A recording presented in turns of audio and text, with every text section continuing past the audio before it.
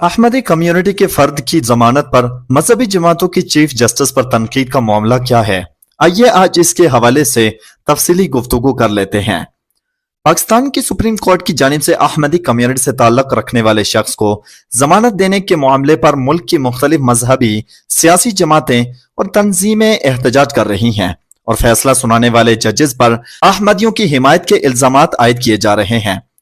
Chief justice काजी फाइज ईसा और justice Musarrat हलाली पर मुश्तमिल 2 रुकनी बेंच ने हाल ही में एक केस का फैसला सुनाते हुए मुबारक अहमद सानी नामी मुल्जम को जमानत पर रिहा करने का हुक्म दिया था, जिसका ताल्लुक अहमदी कम्युनिटी से है। अगरचे सुप्रीम कोर्ट ने मुबारक अहमद सानी की जमानत पर रिहाई का फैसला 6 फरवरी 2024 को सुनाया था, मगर 2 रोज कबल सोशल मीडिया पर बाज अकाउंट्स की तरफ से सुप्रीम कोर्ट के फैसले की तशहीर की गई, जिसके बाद मजहबी जमातें इस मामले पर हम आवाज हो गई। जमीयत उलमा इस्लाम फे के सरबरा मौलाना फजलुर रहमान समेत तहरीक लब्बैक के सरबरा अल्लामा साद हुसैन रिजवी, आलमी मजलिस तहफ़्फ़ुज़ खत्म नबुव्वत, मजलिस अहरार पाकिस्तान, जमीयत अहले हदीस पाकिस्तान के हशाम इलाही जहीर, नायब अमीर जमात इस्लामी डॉक्टर फरीद पराचा और तहरीक तहफ़्फ़ुज़ नामों से रसालत पाकिस्तान की तरफ से मजहबी बयानात सामने आ चुके हैं। ये मजहबी तंजीमें चीफ जस्टिस से फैसले पर नजर सानी करने और फैसला वापस लेने का मुतालबा कर रही हैं। पाकिस्तान में अहमदी कम्युनिटी के हवाले से बात करना हमेशा से हसास मामला समझा जाता है और इस बारे में माजी में कई अफराद को सिर्फ इल्जाम लगने पर ही जान से हाथ धोना पड़ा है। असल मामला क्या है, आइए इसके ऊपर नजर सानी कर लेते हैं। 6 दिसंबर 2022 को पंजाब के शहर चिन्योट के थाना चिनाब नगर में अहमदिया जमात से ताल्लुक रखने वाली एक खातून समेत 5 अफराद के खिलाफ मुकदमा दर्ज हुआ था, जिसके मुद्दाई तहफ़्फ़ुज़ खत्म नबुव्वत फोरम नामी तंजीम के सेक्रेटरी जनरल मोहम्मद हसन मुआविया थे। एफआईआर में मुद्दाई के मुताबिक 7 मार्च 2019 को मदरसतुल हिफ्ज़ आयशा एकेडमी की सालाना तकरीब के दौरान मुबैना तौर पर तहरीफ शुदा कुरान की तफसीर सगीर 30 बच्चों और 32 बच्चियों में तकसीम की गई। मुद्दाई के मुताबिक ममनुआ तफसीर की तकसीम का ये अमल आइन के आर्टिकल 295 बी, 295 सी और कुरान एक्ट की खिलाफ वर्जी है, जबकि मुद्दाई ने अपील की थी कि तकरीब का एहतमाम करने वाले और तहरीफ शुदा कुरान तकसीम करने वालों के खिलाफ कार्रवाई की जाए। वाज़ेह रहे कि तफसीर सगीर अहमदिया कम्युनिटी की जानिब से मुरतब करदा कुरानी तफसीर है, जिसकी तकसीम के खिलाफ 2022 में दर्ज होने वाले मुकदमे के बाद पुलिस ने मुबारक अहमद सानी नामी शख्स को 7 जनवरी 2023 को गिरफ्तार किया गया था, ताहम मुकदमे में इनका नाम शामिल नहीं था। मुबारक अहमद की गिरफ्तारी के बाद एडिशनल सेशन जज और बाद अज़ां लाहौर हाई कोर्ट ने मुल्जिम की दरख्वास्त जमानत मुस्तरद की थी। मामला सुप्रीम कोर्ट पहुंचा तो आला अदालत ने 6 फरवरी 2024 को फैसला सुनाते हुए मुबारक अहमद सानी को 5000 रुपए के मुचल्लकों के एवज फौरन जमानत पर रिहा करने का हुक्म जारी किया था। सुप्रीम कोर्ट के फैसले के मुताबिक मुल्जिम के खिलाफ दफा 298 और 295 सी और पंजाब के इशात कुरान एक्ट की दफा 7-9 के तहत 6 दिसंबर 2022 को मुकदमा दर्ज होता है, जिसमें मुल्जिम पर इल्जाम है कि वो ममनुआ किताब तफसीर सगीर की तकसीम में मुलव्वस है।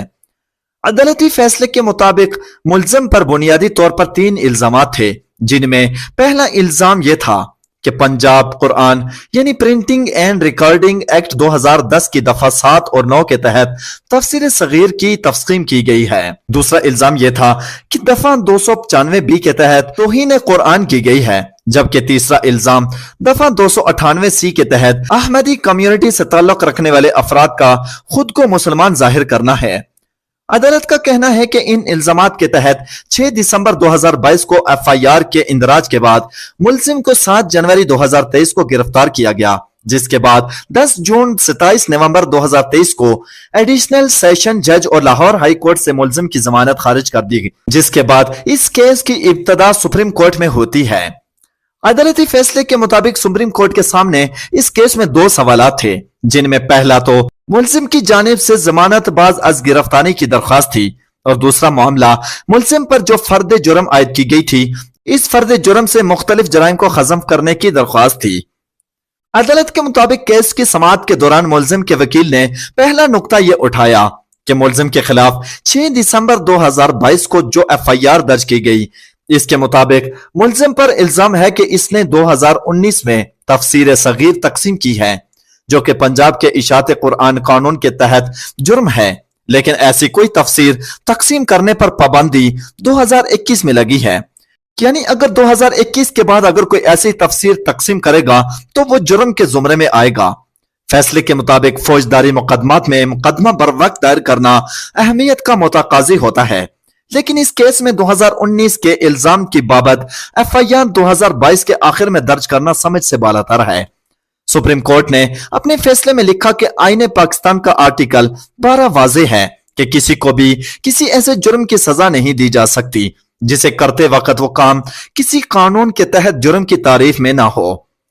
چیف جسٹس نے فیصلے میں لکھا کہ چونکہ تفسیر صغیر 2019 میں تقسیم کرنا جرم نہیں تھا، اس لیے پنجاب اشاعت قرآن قانون کے تحت ملزم کے خلاف فردی جرم عائد نہیں کی جا سکتی تھی۔ سپریم کورٹ نے ملزم کے خلاف دیگر 2 الزامات یعنی توہین قرآن اور خود کو مسلمان ظاہر کرنا کے حوالے سے فیصلے میں کہا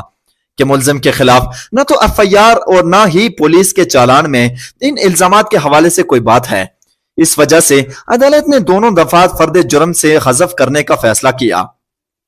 سپریم کورٹ نے فیصلے میں قرآن کی سورہ بقرہ کی آیت نمبر 256، سورہ الرعد کی آیت نمبر 40 اور سورہ یونس کی آیت نمبر 99 کا حوالہ بھی دیا۔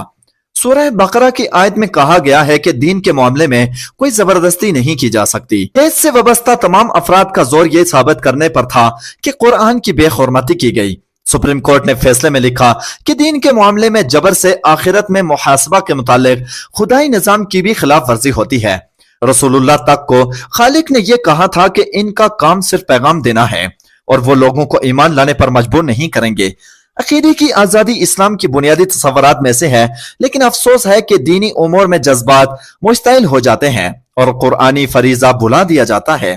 فیصلے میں کہا گیا کہ قرآن کا تقاضا ہے کہ تمام اہم امور سے متعلق غور و فکر کیا جائے اور سوچا جائے، لیکن اس کیس سے وابستہ تمام افراد کا زور یہ ثابت کرنے پر تھا کہ قرآن کی بے حرمتی کی گئی اور اللہ کے آخری رسول کی توہین کی گئی ہے۔ عدالت کا کہنا تھا کہ قرآن کے اس اصول کو کہ دین کے معاملے میں کوئی زبردستی نہیں ہے، آئین میں ایک بنیادی حق کے طور پر تسلیم کیا گیا ہے۔ آئین کی دفعہ 20 کی شق اے طے کرتی ہے کہ ہر شہری کو اپنے مذہب کی پیروی کرنے، اس پر عمل کرنے اور اسے بیان کرنے کا حق ہوگا۔ دفعہ 20 کی شق بی کہتی ہے کہ کسی مذہبی گروہ کو اپنے مذہبی ادارے قائم کرنے، ان کی دیکھ بھال اور ان کے انتظام کا حق ہوگا۔ آئین کی دفعہ 22 یہ لازم اور مقرر کرتی ہے کہ کسی مذہبی گروہ یا فرقے کو ایسے تعلیمی ادارے میں جس کا انتظام کلی طور پر اس گروہ یا فرقے کے پاس ہو، اس گروہ یا فرقے کے طلباء کو مذہبی تعلیم دینے سے نہیں روکا جائے گا۔ آئین میں درج ان بنیادی حقوق سے انحراف یا گریز نہیں کیا جا سکتا۔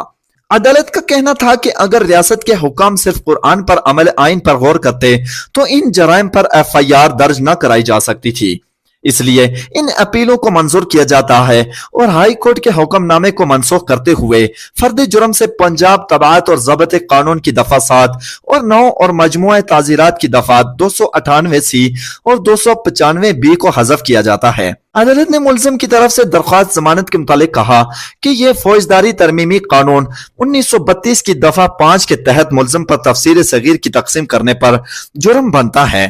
جس پر اسے زیادہ سے زیادہ 6 ماہ قید کی سزا دی جا سکتی ہے، لیکن ملزم کو 7 جنوری 2023 کو گرفتار کیا گیا۔ اس طرح ملزم 13 ماہ سے قید ہے، جو زیادہ سے زیادہ سزا سے بھی دگنا عرصہ ہے۔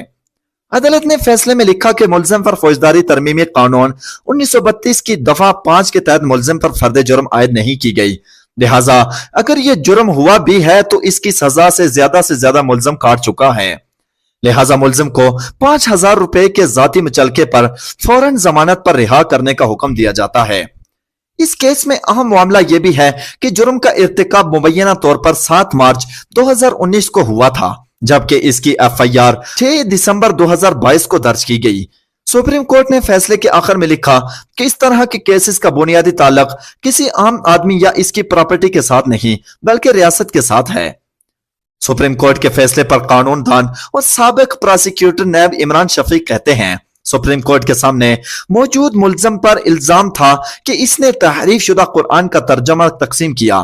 इस बारे में अदालत ने कहा कि 2021 में इस हवाले से कानून बना, लेकिन कुरान तबाअत से मुतालिक 2011 से कानून मौजूद है। इनके बकौल अदालत का यह कहना गलत है कि कानून 2021 में बना, क्योंकि कानून 2011 से मौजूद है, जिसमें 2021 में सिर्फ इस हद तक तरमीम की गई थी कि सोशल मीडिया या दीगर इलेक्ट्रॉनिक ज़राए के जरिए तहरीफ शुदा कुरान या इसके तर्जमे की तरवीज नहीं की जा सकेगी।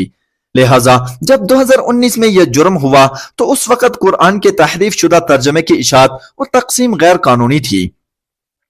अदालती फैसले पर वॉइस ऑफ अमेरिका से बात करते हुए कानूनदान इमरान शफीक ने कहा कि दफा 7B के मुताबिक कुरान का तर्जमा मुसलमानों के अकायद के मुताबिक ही हो सकता है।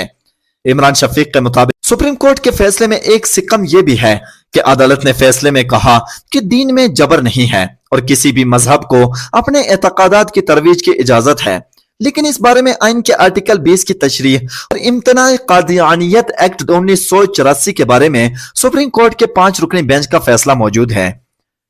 इनके बकौल सुप्रीम कोर्ट इम्तना कादियानियत एक्ट 1984 में करार दे चुकी है कि कादियानियों को अपनी 4 दीवारी के अंदर इबादत करने का हक हासिल है, लेकिन इन्हें यह हक हासिल नहीं कि वो शायर इस्लाम अपनाते हुए अपने मजहब की तरवीज कर सकें। इस सूरत हाल में सुप्रीम कोर्ट के 5 रुकनी बेंच का फैसला 2 रुकनी बेंच पर बाइंडिंग है और इसे नजरअंदाज नहीं किया जा सकता। इनके बकौल इस्लामाबाद हाई कोर्ट के साबिक जज जस्टिस शौकत अजीज सिद्दीकी का भी फैसला है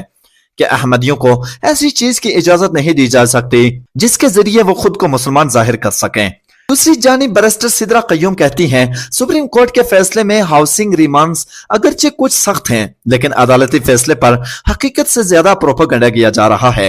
उन्होंने एक सोशल मीडिया पोस्ट में कहा कि हर तरफ काफी कंफ्यूजन फैलाई जा रही है कि चीफ जस्टिस ने कादियानियों को तबलीग की खुली इजाजत दे दी है,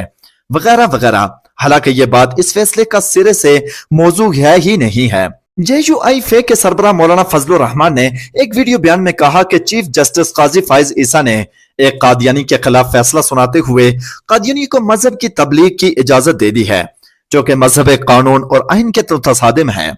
मौलाना फजलुर रहमान ने इल्जाम आयद किया कि सुप्रीम कोर्ट का फैसला मगरबी ख्वाहिशात के ताबे किया गया है, जिसमें कुरान की जिन आयत का हवाला दिया है वो इस फैसले से मुताबिकत नहीं रखती। उन्होंने कहा कि वो अदालती फैसले को मुस्तरद करते हैं और इनकी जमात उलमा से अपील करती है कि वो जुमे के रोज अपने खुतबों में सुप्रीम कोर्ट के फैसले के खिलाफ आवाज बुलंद करें, खत्म नबूवत के तहफ़्फ़ुज़ के लिए आवाज उठाएं और अदालती फैसले की मजम्मत करें। उन्होंने आलमी मजलिस तहफ़्फ़ुज़ खत्म नबूवत से दरख्वास्त की कि वो तमाम मजहबी जमातों और आईनी माहिरीन से रब्ता करके लाए अमल बनाएं ताकि इस मामले को मंतकी अंजाम तक पहुंचाया जाए। सुप्रीम कोर्ट के फैसले के बाद चीफ जस्टिस काजी फाइज ईसा के खिलाफ सोशल मीडिया पर एक बाकायदा मुहिम मौजूद है, जबकि फैसले पर बहस का सिलसिला भी जारी है। चीफ जस्टिस के खिलाफ सोशल मीडिया पर जहां तौहीन आमेज ट्रेंड चलाया जा रहा है, वहीं कई ऐसे वीडियोस भी मौजूद हैं जिनमें इन्हें धमकियां भी दी जा रही हैं। ऐसी ही एक वीडियो मुफ्ती हनीफ कुरैशी की भी है, जिसमें वो जस्टिस फाइज ईसा के खिलाफ नाज़िबा जुबान इस्तेमाल कर रहे हैं। मुफ्ती हनीफ कुरैशी वही आलिम दीन हैं जिन्होंने साबिक गवर्नर पंजाब सलमान तासिर के खिलाफ आसिया बीबी की हिमायत पर फतवा दिया था। पाकिस्तान तहरीक इंसाफ से मुंसलिक माहिर कानून अजहर सिद्दीक एडवोकेट की एक वीडियो भी सोशल मीडिया पर मौजूद है, जिसमें वो वकला के साथ एहतजाज कर रहे हैं। इस वीडियो में इनके हाथ में मौजूद बैनर्स पर तहरीर था कि काजी फाइज ईसा हुदूदुल्लाह से तजावज मत करो। अगर तुम तौहीन अदालत बर्दाश्त नहीं कर सकते तो हम तौहीन रिसालत भी बर्दाश्त नहीं कर सकते।